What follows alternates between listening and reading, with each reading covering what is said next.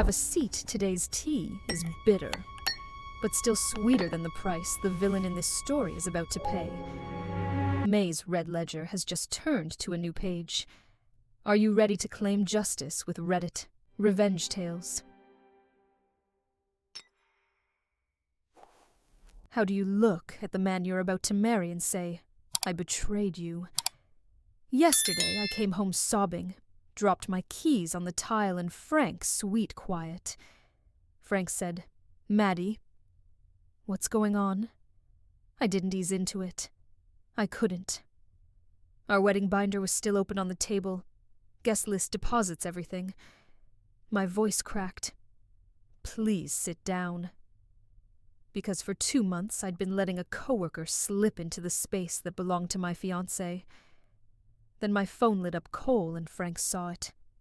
His face changed in 1 second. And I knew the lie wasn't ending later. It was ending now. Before yesterday, my life sounded normal. I'm Maddie Aniston, 26, an account coordinator at a service company, where my whole job is keeping people calm, keeping projects moving, keeping clients happy. I'm the one who can make small talk in an elevator and turn it into a relationship. Frank Lockwood is my fiancé. He works as a data analyst, quiet, steady, the kind of man who shows love by doing things without being asked. He remembers the bills, the oil change, the little errands that make a home run. We live together. No kids. 8 months from our wedding, everything in the house started to feel like planning and logistics. The wedding binder sat open more than it stayed closed. Guest list deposits a dozen decisions that never ended.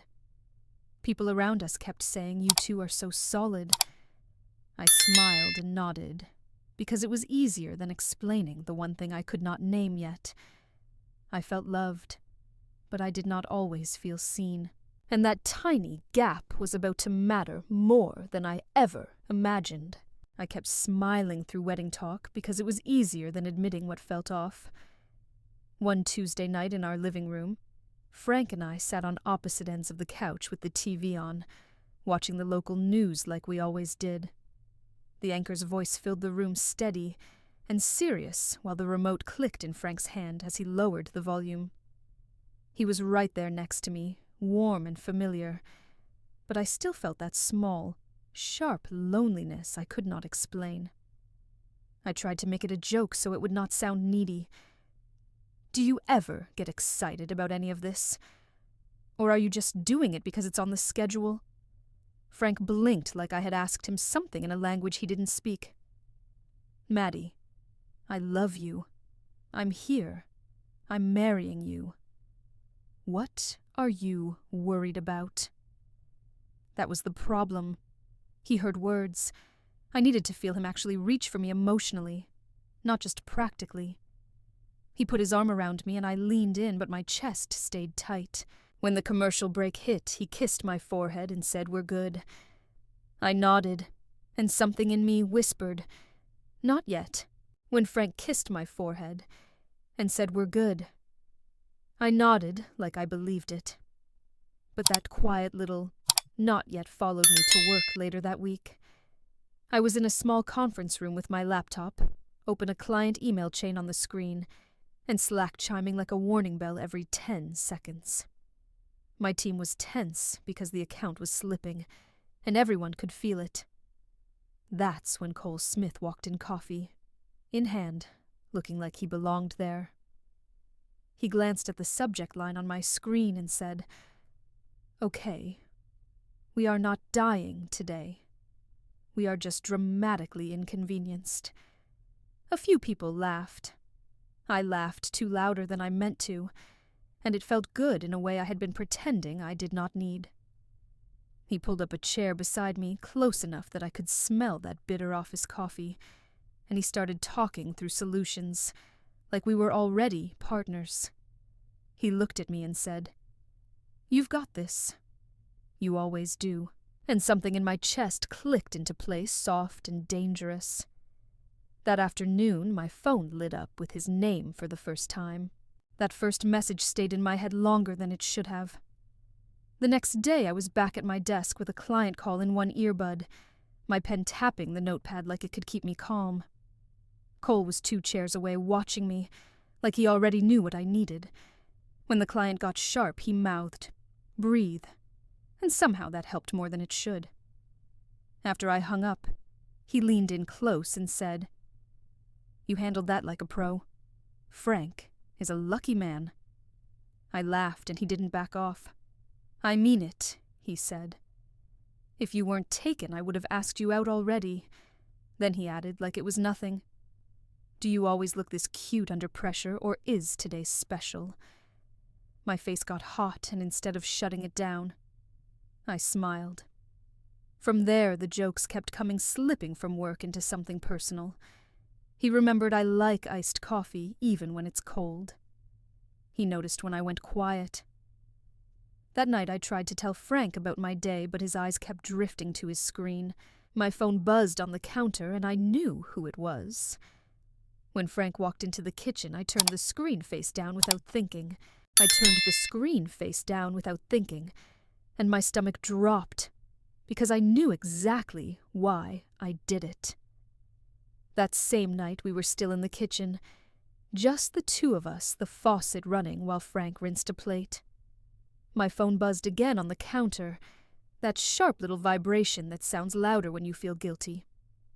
Frank glanced at it, then back at me, not angry, just curious. "Who keeps texting you this late?" I kept my voice light, like it was nothing worth looking up from a dish towel. "It is just the team. The account is a mess right now." Frank nodded, but his eyes stayed on me a second longer than usual. "Okay, just make sure you are not burning yourself out." He said it kindly, like he always did, like love was a practical thing you could solve with sleep and a snack. I picked up my phone with my thumb over the screen, already guarding it. I hated that reflex. But I also felt a weird thrill under the shame. In the bathroom, I locked the door, read Cole's message, and caught myself smiling. Then I splashed water on my face and practiced looking normal. That lie sat between me and Frank the next day, quiet but heavy like a purse strap digging into your shoulder. Later that week at work, I was at my desk staring at an email draft, rewriting the same sentence over and over, because I could not find the right tone. The office was loud with keyboards and low conversations, and my phone kept lighting up with Slack pings. Cole rolled his chair over and said, "You are overthinking it. You always do this when you care." I let out a breath I did not realize I was holding. "I just do not want to mess this up." He leaned in close enough that I felt the heat of him. "You will not. And if anyone gives you grief, I have your back." Then he smiled and added, "I like you. Like this all serious. It is cute." That word cute hit me harder than it should have. I told him about my stress before I told Frank. I told him what I wished Frank would ask. On my way home, I stared at my steering wheel and realized something ugly. I was starting to protect this connection, like it mattered. And once something feels protected, it is already crossing a line. Once something feels protected, you start protecting it from the person who loves you most. Friday evening. I told myself I just needed a breather after a rough day, so I met Cole at a little coffee place near the office. It was early, not romantic, not secret in my mind. Just 2 people sitting at a small table with paper cups and the espresso machine hissing in the background. That is how I sold it to myself. Cole sat across from me, smiling like he had been waiting all day to see me. He said, "You know you make work fun, right? If you were not engaged, I would be in trouble." I laughed, but I did not correct him. I did not say stop. I let the attention land because it felt like warmth. My phone buzzed. Frank. I watched it ring out like a coward. Cole raised his eyebrows and said, "He does not have to know every little thing." I swallowed, stared at the foam on my coffee, and nodded, like that made sense. When I finally walked through my front door, Frank looked up and asked, "Why do you look like you have been running?" Frank's question stayed in my ears even after I brushed my teeth and slid into bed beside him. Later that night we were both under the covers, the room dark except for my phone screen, lighting up my hands. Frank was close enough that I could hear his breathing slow, like he was drifting off. My phone buzzed again sharp against the nightstand, and my stomach tightened before I even looked. It was Cole. He had saved me under a joke name in his contacts, and he started calling me one too, like we had our own private world. His message said, "Good night, Trouble. You looked really cute today." I stared at it longer than I should have, then typed back something that sounded harmless, but was not. In the morning I changed my passcode. I told myself it was for security. I turned off message previews. I told myself it was to reduce distractions. When Frank noticed, he frowned and said, "Did something happen at work?" I smiled too fast and said, "Nothing happened. I am just trying to be more organized," while my phone buzzed again in my palm. I told Frank I was just being more organized, and he accepted it because that is what he does. The next day at work, I sat at my desk with my iced coffee, sweating on a coaster, and my inbox stacked like it was judging me. Cole was a few feet away, tapping his pen, watching me with that easy confidence that felt like oxygen. My phone lit up with his name, and a message that made my throat tighten. He said, "I keep thinking about you. Send me something so I can get through this day." I stared at the screen, thumb hovering, heart racing, like I was doing something brave instead of something wrong. I took a quick photo that could pass as harmless, then sent it anyway because it felt good to be wanted that directly. 2 seconds later, the shame hit hot and immediate. I deleted the thread, wiped my palms on my pants, and went back to work, like nothing happened. That night at home, I leaned into Frank harder than usual, kissed him. First stayed close, trying to cover my guilt with affection. When he fell asleep, I lay on my back, staring at the ceiling, wide awake, waiting for my phone to light up again. I barely slept, and it showed the next morning. Monday at the office. I was in the break room with the fridge humming behind me, stirring powdered creamer into coffee that tasted like regret. Cole walked in like he owned. The heir stepped close and lowered his voice. "You have that tired face again. I miss you. Not the playful kind of miss, the kind that demands you answer." I tried to keep it light. "You are being dramatic." He smiled, then said, "No, I am being honest. I want more of you than I get at work." His words landed right on the spot inside me that had been starving, and I hated myself for how much I liked it. He leaned on the counter, blocking my path just enough to make me notice. "Meet me after work. 10 minutes. You will feel better." I walked back to my desk with my pulse loud in my ears. Frank texted asking if we could talk wedding stuff tonight. I stared at his message, then typed a lie I had never planned to become good at. I might be working late. My finger hovered. Then I hit send, and the screen went silent like a door closing. I hit send on I might be working late, and I felt my own pulse answer before Frank ever could. After work that Monday, I walked out to the parking lot with my purse tight against my ribs, the air still warm off the asphalt. Cole was leaning against his car, a few spaces over, phone in hand, watching me like this was already hours. I told myself it was only 10 minutes. Just a talk. Just closure. He opened my car door before I could then shut it behind me, with a soft, final click that made my stomach flip. "You look tired," he said, smiling like he had permission. "But you still look good." "You always do." I stared at my steering wheel, trying to find my spine. He reached across the console and laid his hand on mine. I did not pull away right away. His thumb brushed my knuckles slow, like he was testing what I would allow. When I finally looked up, the overhead light caught his wedding band, and it flashed bright and unmistakable. I whispered, "This is wrong." He said, "Then stop acting like you do not want it." And in that moment, I realized I was the one who had been making it easy. I hit send on I might be working late, and I felt my own pulse answer before Frank ever could. After work that Monday, I walked out to the parking lot, with my purse tight against my ribs, the air still warm off the asphalt.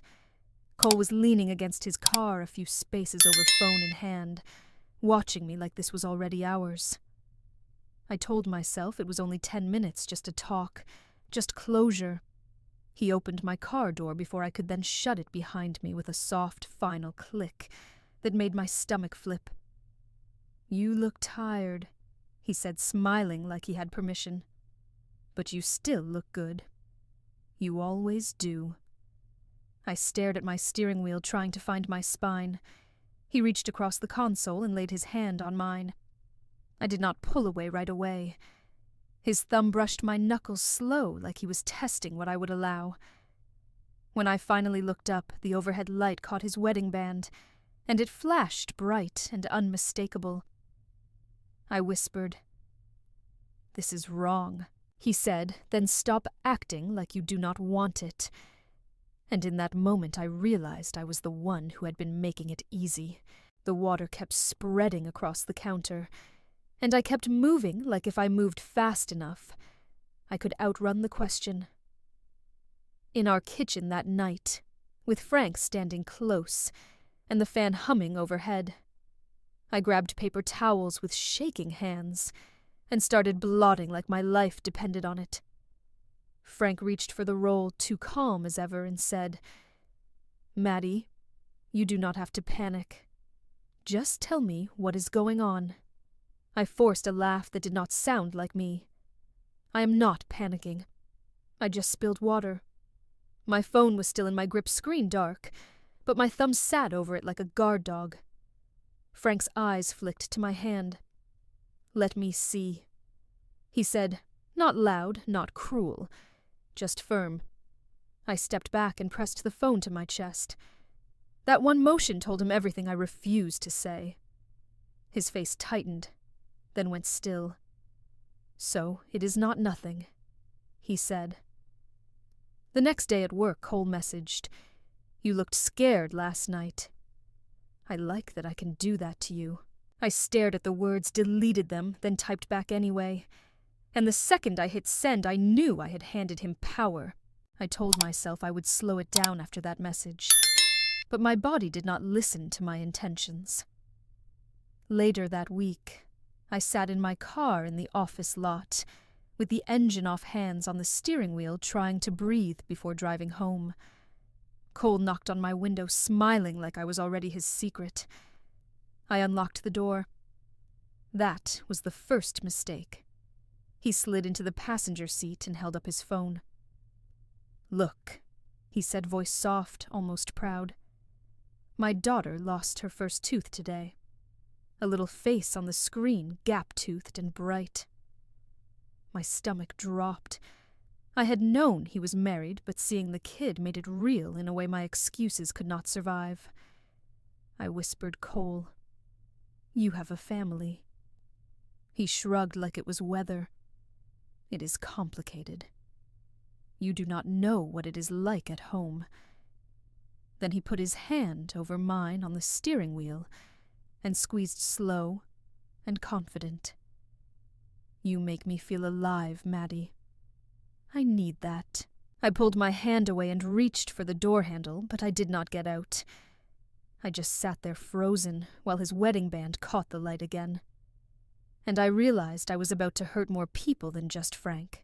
After I sat in that parking lot with Cole talking about his kids, I drove home feeling like my skin didn't fit. That night, it was just Frank and me in the living room, the TV on low, the remote clicking in his hand, like he was trying to keep things normal by force. I kept my phone face down on the cushion beside me, like a bad habit I couldn't stop touching. Frank muted the news and turned to me fully. "Maddie, I need you to answer me like an adult," he said, calm but tight. "Is there someone else?" I laughed, sharp and wrong. "Are you serious right now?" "I am serious," he said. "You jump when your phone vibrates. You hide it. You look past me like I'm a piece of furniture." My throat went dry. I stood up too fast, like standing could end the conversation. Frank stood too. He didn't yell. He just stepped in front of the hallway for half a second, not to trap me, just to make me stop running. "Please," he said, "do not make me beg for the truth." I swallowed hard and said the safest lie I could find. "It's just work. I'm overwhelmed." And his eyes told me he did not believe me. Frank's question followed me into the next morning, like a bruise you keep pressing. At work the next day I was in the break room with the coffee machine grinding loud, my hands shaking around a paper cup. Cole walked in like nothing had happened, like my home life was not cracking in half. He smiled and said, "You look like you missed me." I didn't flirt back. I pulled out my phone right there and typed, "We need to stop. This has gone too far." My thumb hovered. Then I hit send. For a few seconds I felt clean. Then his reply came fast. "Do not do this to me, Maddie. You are the only good part of my day." My stomach turned. I stepped into the hallway trying to breathe, and he followed. He caught the stairwell door before it shut, palm flat on the metal, blocking it just enough to force the conversation. "You started this because you wanted it," he said, voice low. "Do not punish me because you are scared." I should have walked away. Instead, I whispered, "I am not trying to punish you. I am trying to fix my life." He leaned in, not touching me, but close enough that I could feel my resolve thinning. My phone buzzed again. I blocked his number. Then 10 minutes later I unblocked it. And I hated myself for how easy that was. After I blocked Cole, and then unblocked him, I stopped trusting my own promises. Thursday afternoon I was still at the office, alone at my desk, staring at a half-finished email, while the printer rattled in the corner. Cole appeared beside me like he had been waiting for the moment I got quiet. He said, "You cannot act like you are done with me, and then keep looking for me with your eyes." I stood up, grabbed my bag, and tried to walk past him. He shifted just enough to slow me down, not violent, not loud, just sure. "Look at me," he said. "Say you do not feel it. Say it like you mean it." I whispered, "I am getting married." He smiled like that was a detail, not a boundary. "And I have a wife," he said, soft and shameless. "We both know life is messy. Do not pretend you are above it." My hand went to the door handle. He caught my wrist lightly just a second, and that second was the whole problem. I didn't yank away. I didn't yell. I just stood there breathing shallow, letting him feel how weak I was. Then he said, "Meet me after work. 10 minutes. No running." And I heard myself say, "Okay," like I had no choice. I told myself that if I could be better to Frank, this ugly thing would shrink. Saturday night, it was just the two of us at home, the lamp on in the living room, the air conditioner kicking on and off steady, like a heartbeat. Frank was relaxed for once, leaning back, talking about something small and harmless, and I could have stayed right there with him if my mind would have let me. Instead, I reached for him like I was trying to prove something. I slid closer, took his hand, kissed him, First kept kissing him until he stopped talking and started smiling. He looked at me with relief, not suspicion. "I missed you," he said, and the tenderness in his voice made my chest ache. After he fell asleep fast, trusting one arm heavy across my waist, I lay still staring into the dark, feeling the warmth of him and the cold of what I was hiding. I slipped out of bed and went to the bathroom, turned on the faucet and held my hands under the water like I could rinse off a decision. I slid closer, took his hand, kissed him. First kept kissing him until he stopped talking and started smiling. He looked at me with relief, not suspicion. "I missed you," he said, and the tenderness in his voice made my chest ache. After he fell asleep fast, trusting one arm heavy across my waist, I lay still staring into the dark, feeling the warmth of him and the cold of what I was hiding. I slipped out of bed and went to the bathroom, turned on the faucet, and held my hands under the water like I could rinse off a decision. I told myself I would end it on Monday. Then Monday turned into yesterday. I told myself I would end it on Monday. Yesterday proved I was still lying to myself. Late afternoon at the office, the lights felt harsher. The halls quieter, like everyone had already gone home except the mistakes. Cole and I were the last two near the conference rooms, my badge still hanging from my neck, the copier clicking every few seconds in the background, while I tried to finish one more email. Cole stepped in close and said, 10 minutes. No running. He guided me into an empty room like it was the most normal thing in the world. When I turned to leave, he put his hand on the door and held it shut for one long second. I grabbed the handle anyway. I said, "Cole, open the door. This stops right now." My voice sounded small in that quiet room. He did open it, but not before I let myself be there, let myself listen, let myself cross a line I had promised Frank I would never cross. The moment it was over, the shame hit like nausea. I walked fast to my car, fumbled my keys, and dry-heaved in the driver's seat with my forehead on the steering wheel. Then my phone buzzed. His name. Again. When my phone buzzed with Cole's name, I turned it face down on the passenger seat and stared at my hands like they belonged to someone else. On the drive home, the evening traffic moved in slow waves, and the turn signal kept clicking steady and irritating like it was counting down my time. I was alone in the car, gripping the wheel so hard my fingers hurt, trying to breathe like a normal person who did not just blow up her life. I started rehearsing the truth out loud, because silence made it worse. "Frank, I need to tell you something. Too soft. Frank, I messed up. Too vague." I tried again. "Frank, I have been inappropriate with a coworker." My throat tightened on the word coworker like it was a knife. I kept seeing his face from the couch, the way he looked at me when he asked if there was someone else. I kept seeing the wedding binder at home, all those plans sitting there, like they were still safe. I thought about his parents, how they trust me, how they already call me family. And I knew I could not walk into that house and pretend. By the time I pulled into our driveway, my chest was pounding, and I had one decision left. Tell him now, or become the kind of woman who never does. I had just told myself in the car, tell him now, or become someone I do not respect.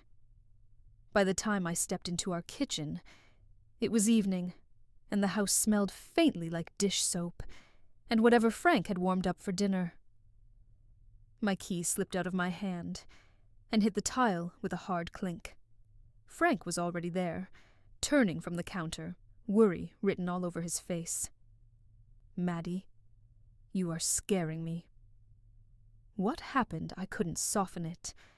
I couldn't decorate it. I looked at the wedding binder open on the table, pages, curled numbers and names and deposits, all the proof we were building something real. My throat closed up anyway. "Please, sit down," I said. My voice cracked on the last word. Frank didn't sit. He just stared at me like I had become a stranger in his own home. Is someone hurt? Is it your job? It's me, I said. I did something. Then my phone still in my hand lit up on the lock screen. One word, bright as a flare. Cole. Frank's eyes dropped to it, and his face changed before I could say another sentence. That name on my screen hung between us like smoke.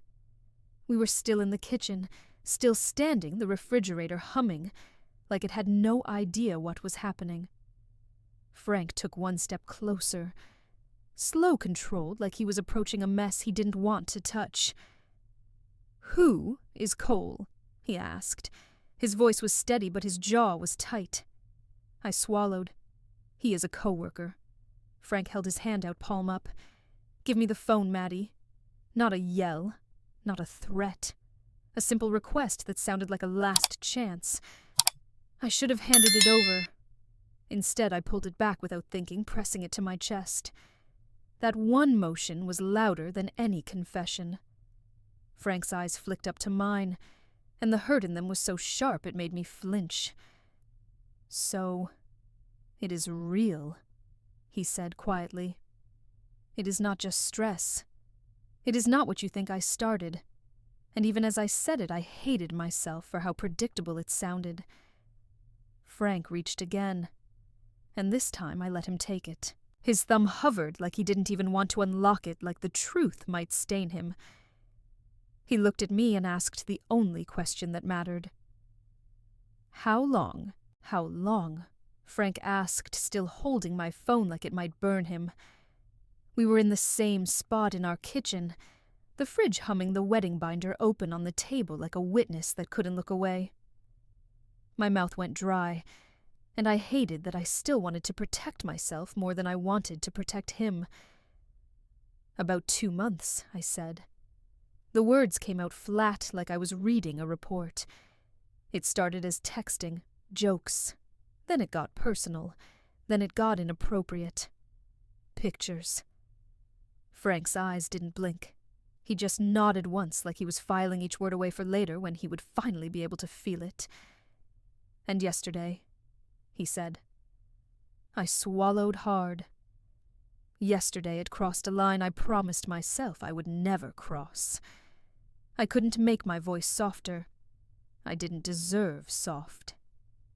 "You were good to me, Frank. You were everything I asked for. This is on me." He set my phone down on the counter, slow and careful. Then he reached for my hand. For 1 second, I thought he was going to hold it. Instead, he slid the engagement ring off my finger and placed it beside the binder. "I need space," he said. "I'm going to my parents." The front door closed a minute later, and the quiet felt like punishment. The sound of that door closing kept echoing in my head even after the house went still. I stayed in the kitchen, evening light fading in the window, staring at the ring on the counter, like it belonged to someone else. My hands were shaking so hard. I had to brace them on the edge of the sink. I turned the faucet on and drank from my palm, because I couldn't stop my throat from tightening. My phone buzzed once, and my whole body flinched. Cole. I didn't open it. I didn't let myself. I pressed block with my thumb, then sat down on the cold tile like my legs had finally given up. I deleted the thread, not like it erased anything, just like I was trying to stop the bleeding. I picked up the ring, felt the weight of it, and set it back down, careful, respectful, like it was still sacred, even if I wasn't. I thought about calling Frank. I even tapped his name. Then I stopped, because chasing him would only be for me. I called one friend instead and left a voicemail that sounded like a stranger. I messed up. I really messed up. "I need you." Then I waited for Frank's silence to turn into something else. I kept waiting for Frank's silence to turn into something else. but it just stretched. The next morning I was in our living room, sitting on the edge of the couch, with a throw blanket pulled tight around my shoulders. The house was too quiet. I could hear the wall clock ticking and the soft buzz of my phone when it finally lit up. It was Frank. "I'm at my parents'. Please don't come over." That was it. No, I love you. No goodbye. Just a boundary that felt like a bruise. I stared at the message until the screen dimmed, then I typed, "I understand. If you want to ask me anything, I will answer. No excuses." My hands were shaking so hard I almost dropped the phone. I kept thinking about the way he asked. How long, like he was bracing for impact. I opened my notes and wrote a few plain lines. Not a plan, just facts I could not hide behind.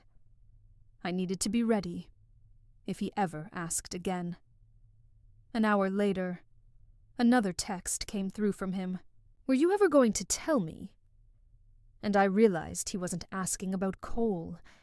He was asking who I really was. That question stayed on my skin all day. Later that night I was alone in our bedroom with the bedside lamp on, sitting on the rug, because the bed felt like it belonged to both of us, and I didn't deserve it. The ceiling fan made that steady, dull whir, and my phone felt heavy in my hand, like it could accuse me.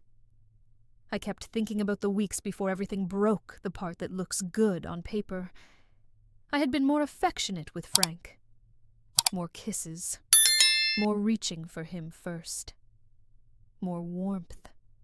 If you only saw that, you would think we were doing great. Here's the twist I hate admitting. I wasn't getting closer because I felt safer. I was getting closer because I felt guilty.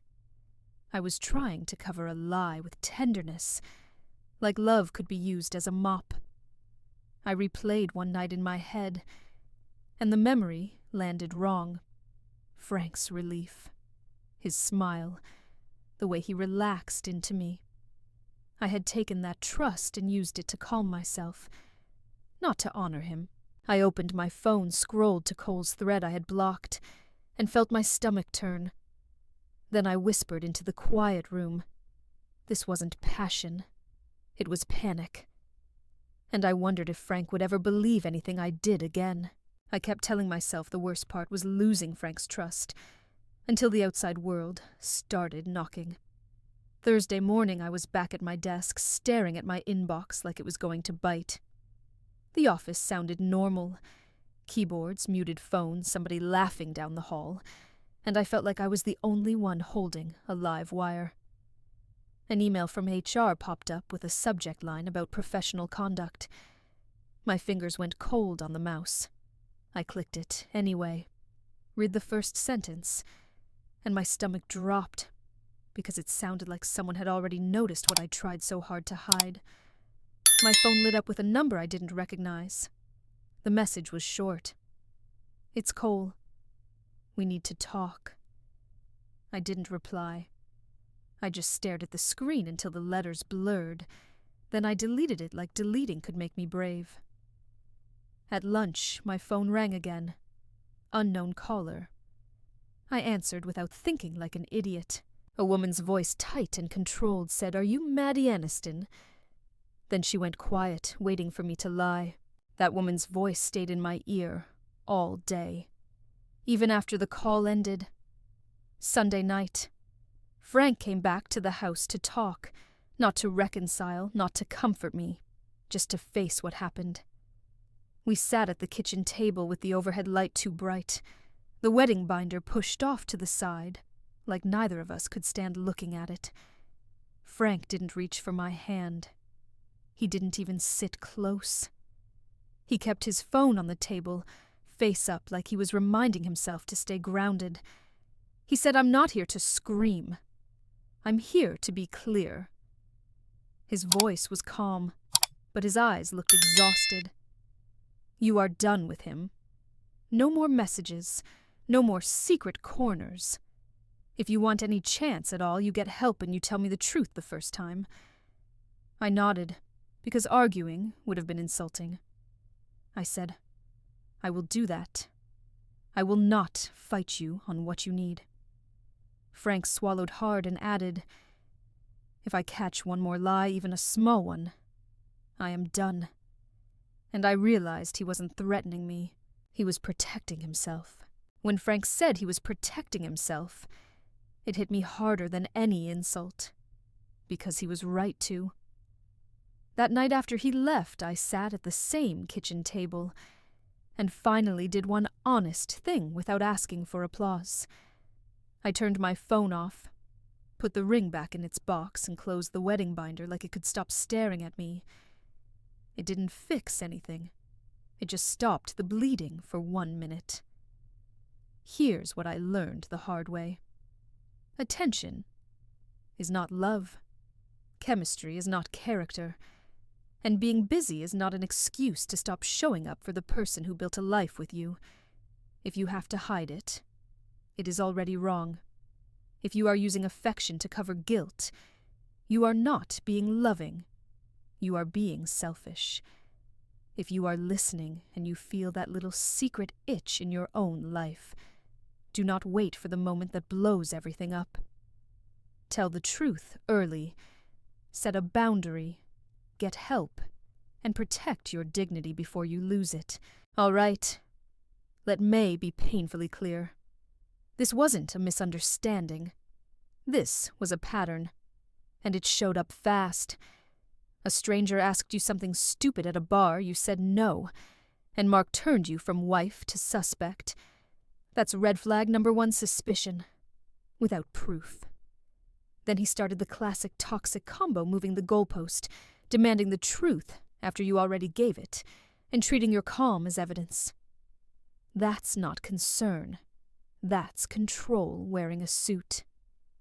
And when someone blocks the exit, when your I need air becomes why are you running, that's not love. That's a power test. The moment he rewrote the story, you pushed me, you escalated. That's gaslighting 1. Oh, 1. Not loud, not messy, just cold. Tidy cruelty.